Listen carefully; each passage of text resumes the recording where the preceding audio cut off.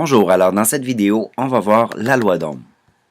Alors, la loi d'Ohm est fournie à votre examen, c'est cette relation-là ici. U est égal à R fois I. On vous précise que le U s'appelle la différence de potentiel, le R c'est la résistance et I c'est l'intensité du courant électrique. Donc, mes variables ici sont connues. Maintenant, ce que vous devez savoir et connaître, ce sont les unités correspondantes. Alors, l'unité pour la variable U, c'est le volt. Pour l'intensité du courant, I, c'est l'ampère et la résistance, c'est ohm.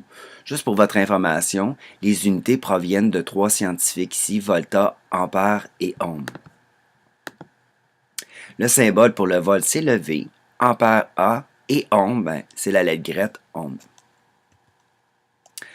Des petits trucs pour vous en rappeler. Alors, pour vous rappeler qu'il y a une association entre le U et le volt, pensez aux rayons UV. C'est pour ça que je vous ai fait un petit dessin. Les rayons UV, c'est les fameux rayons qui sont dangereux pour les coups de soleil.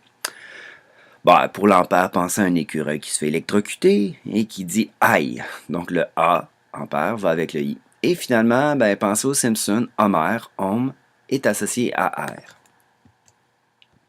Alors, on va faire une petite application. Un fil est soumis à 110 volts et est traversé par un courant de 1 ampère. Quelle est la résistance de ce fil? Donc, ici, 110 volts, les volts, c'est l'unité pour la différence de potentiel ou la tension U. Les ampères, c'est pour I et on cherche R. Notre formule est donnée sous la forme U égale R fois I. Alors, je vais isoler le R.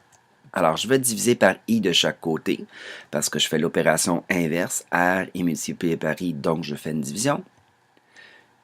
Mon I va se simplifier. Et donc, ma formule, c'est R est égal à U divisé par I. Je remplace 110 fois divisé par 1 ampère, ce qui me donne 110 ohms. Bon, pour ce numéro-là, je vais vous le laisser faire. Mettez la vidéo en pause, faites-le dans votre cahier et tout de suite après, je l'explique. Alors, on avait le R cette fois-ci, parce qu'on avait les ohms. 300 volts, le U était connu, et ce qu'on cherchait, c'était le I. Donc, ma formule, U égale RI, si je vais avoir le I, je divise par R de chaque côté. Prenez le soin de regarder que vos extrêmes correspondent bien à votre formule de base. J'ai remplacé 300 volts par 50 ohms, et ça m'a donné 6 ampères. Ça peut être aussi vu d'un point de vue graphique. Alors, si je fais l'intensité du courant en fonction de la différence de potentiel, par exemple pour deux fils, alors ce que je peux voir, c'est que pour le même voltage, j'ai plus de courant qui passe dans le fil A que dans le fil B.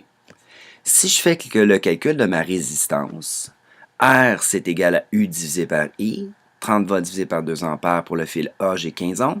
Et pour le fil B, 30 volts divisé par 1 ampère, c'est 30 ohms. Alors, ce que je peux conclure, c'est que plus la résistance est élevée, moins j'ai de courant. Donc, si vous augmentez R, il descend.